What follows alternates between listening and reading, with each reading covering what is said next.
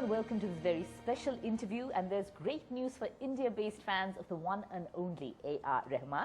He's going to be touring India and joining us, the musical genius himself. Thank you for speaking to us today. Is it something special, something extra when you're performing for Indian fans in India? Is there an extra energy there? There is, actually. Though, when you go abroad, they're more thirsty because they want every bit of you because they've been in another culture. And the homesickness, the homesickness, and all the songs they've listened to. Yes. So there's some more love there. But also India's crazy. And, the whole the audiences, the listeners are changing. Yes. The different generations. Absolutely. Especially when I went to Kerala, I saw, 78-year-olds to 5-year-olds coming for the concert. And unfortunately, the first time it rained. Then we went back, and then I saw the love, and then he performed twice, 2 programs, just to satisfy, because we went to a smaller venue. Yes. So all these things happen. It's like a give back. Absolutely, fantastic. I'm sure people are looking forward to it. And of course, you're starting off in Bengaluru. Where else will you be going around the country? So we go to Pune, then Chennai, and some other locations are coming in actually. This show, what will be in the show? Is it largely new material, or is it always old favorites which people demand to hear, or a lot of new material? So our show keeps changing. So we have certain classics, which people are made at classics. And we have the new stuff coming in. Okay. Also new interpretations. Okay. And then, of older material as well. You kind of reimagine those as well. Okay. So it's not that I got to listen to this on a CD. No. Okay. It'll be a different experience when you come. The live experience is slightly different variations. And are there some songs which people just insist you have to play, otherwise you can't leave? What do they definitely want to hear? They want Jai Ho, of course. And they want, it depends on Tamil and Hindi audiences. Okay. So if we go to Tamil, then they want the later ones.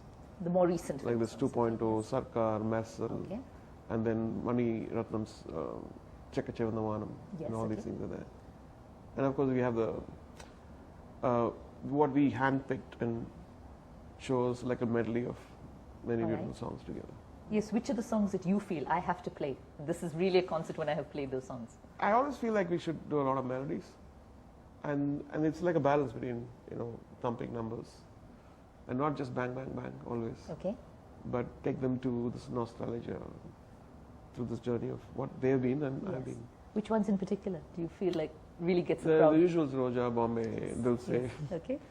And Tal, then Rockstar. That's always a... Lagan. It's always there. Yeah. Okay. Now, this is a tough one, of course, but any of your songs which is just a favorite of yours, you feel so proud, I did this. This is my song. I put this out in the world. I think my first movie, Roja. Roja? Yeah.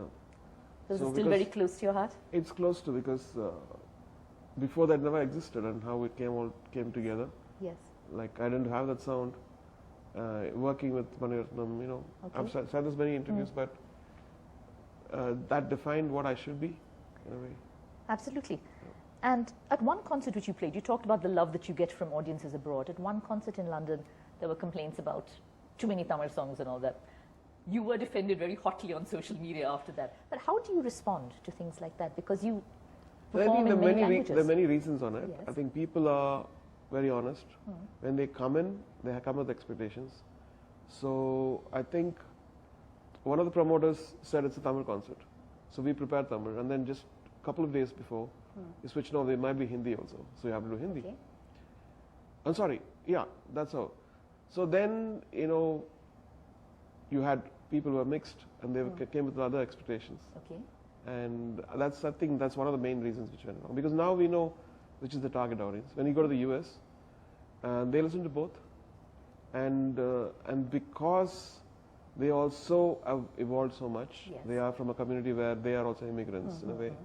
So they're much more open and receptive, and they enjoy both. And they have friends who are all mixed. Absolutely. Yeah. And the India concerts will again have a mix of the different languages? Hopefully. Great. Now, you spoke about the audience you're targeting. When you're composing, do you have somebody in mind that you're composing for, or is it just a production of your own musical creation? Or do you have somebody in mind, this is the person I'm composing for? No, I think sometimes I just go beyond persons, Okay. and my mind has to go. Almost, I'm like drugged or something. You know, the more you play, and sometimes you just lose yourself, Okay. and that's when I think real things happen. You're very careful, music doesn't happen. So it's coming from somewhere else. You just Yeah, you just lose yourself, and then your emotion and the music gets connected. not a calculated targeting of a certain Calculation audience never or works, the yeah. young audience, the 8-year-old grandmother. No, the while 5-year-old. writing songs is what I Yes, meant. yes. Yeah, and even while performing, sometimes you just Okay. lose yourself. You just lose yourself totally. Yeah. Okay, great. Do you still have a nocturnal schedule? We've read a lot about that, how you work all night and rest in the day. Do you still do I your love best that. work at night? I love that. You do? It's still there? I think it works, and I don't know about in old age what's going to happen, but so far so good. So far, so good. You're still a night owl. Yeah, I'm like the night watchman. The night watchman with some fantastic knocks to your credit, I must say.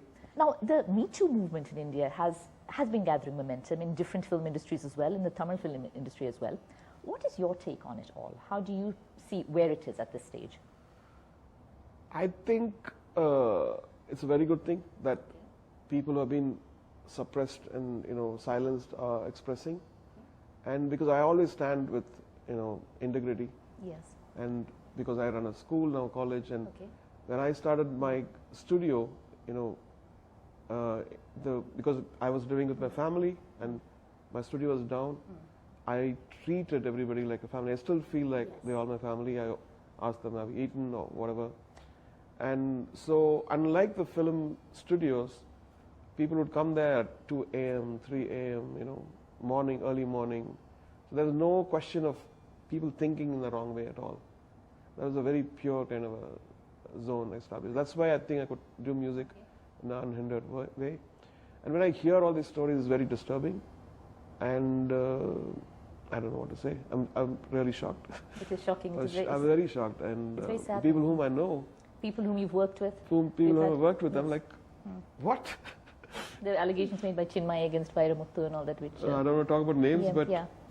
all I can express is really shocked. And Yeah. in a way, it's a good cleansing system. I feel like now, do your thing outside your art. Keep your art pure. Keep the art pure. Yeah. As you said, because the revelations have been shocking, but maybe it needed to come out. It needed to come on, To absolutely. cleansing the system, absolutely, But as you also, I said. think sometimes it should not be misused. If it's misused, you're playing with people's lives, and you have to be careful. Everybody has to be honest, and so people have to measure and take the truth, not blindly believe sometimes. Okay, so the So I motive feel should like- also be for cleansing. Yes, Not- actually. Okay, Yeah, because absolutely. it's very dangerous. Sometimes you just do a false allegation on someone and somebody commits suicide. Or it's dangerous, and it feels like It's a very powerful thing. it's very powerful, but it's like a weapon which can be misused. You started so young. You were a boy really when you started this. Did you ever feel you missed out on a regular childhood? I mean, I don't know what normal is, but a regular childhood? You were a I'm actually- working artistic professional at a young age. I think it's a blessing. I feel like if I had just gone and played, I would have probably my height would have been increased because of physical activity, but nothing else would have. So, and I'm doing anthems for all the sports, whether it's hockey, Yes. futsal, or soccer or everything. I did Pele, but I did music for Sachin, and so in a way I feel like I'm not missing much. Yes, I no regrets, no No regrets. You're regrets. doing well. You're doing okay. All right. Now, what are the projects you're working on now, apart from this tour? What's keeping you up at night? Right now, we just finished those huge movies, 2.0, which is doing well, and editing, my final editing of 99 songs, Okay. and the final post-production of, again, Le Mask. I just finished the hockey anthem, the Fantastic. Jai Hind, Hind, Jai India, and in that, more than music, also conceived the visuals, and was almost like an executive producer for that. Yes, absolutely. Yeah. So all that was exciting. Very Shooting with Shah exciting. Rukh Khan, and Nayanthara, and It sounds fantastic. It sounds our fabulous. hockey team, meeting the Odisha chief minister. And very interesting. You've, from the outside perspective, you've done it all. You've won it all. You've achieved so much. What keeps you going? What makes you? What gives you your drive to continue? I think that word "all" is very overrated. There's so much, when you look into things, there's so much we can do, so much we have to evolve, and the learning experience actually keeps you grounded. Okay. And there's something which you don't always. And if you, the moment you know that you don't know something, you started learning it. This is my idea of life. And one final question. Your songs have been the soundtrack for so many people, their memories, their youth, their, you know. Do you sometimes wake up in the morning and think, I have done this, I've given people so much joy? No. Is this real? Do you sometimes wake up feeling, I don't, wow? That self think, I just thrash it straight away and said, I've not done so much. Oh my God, I have to be better on this. This zone is good. I think it's, when you come to a concert is when you realize what you said, I feel that. And I feel that gratifying thing. I'm thankful to God. Thankful for the love for the people and my family and my musicians and my singers. But then while creating, it's never there. It's just get away. Old stuff, come in new stuff. So. Thank you so much. There will AR Rahman there. Never satisfied, still learning. But for us, for most of us, he's just the genius who's given us a soundtrack to which we live and we love. Thank you for joining us here today. Thank you very much, and we're all looking forward to the tour.